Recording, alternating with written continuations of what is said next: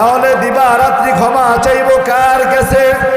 এ যুবক ভাই, ও পর্দার অন্তরালের মা, জীবনটা তো গুনায় গুনায় কাটাই দিছো গো মা।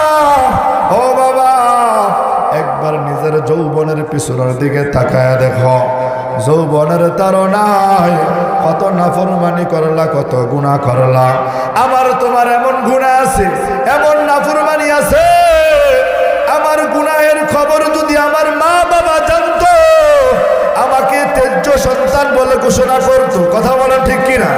হে মুমিন মুসলমান, আমার নাফরমানির কথা যদি আমার এলাকার মেম্বার চেয়ারম্যান জানতো, আমাকে জুতার মালা জারুর মালা দিয়ে এলাকা থেকে বের করতো।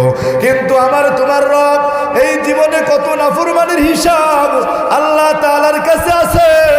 কিন্তু আমার মালিক কত দয়ালু, আমার আল্লাহ আমাকে তোমাকে কত ভালো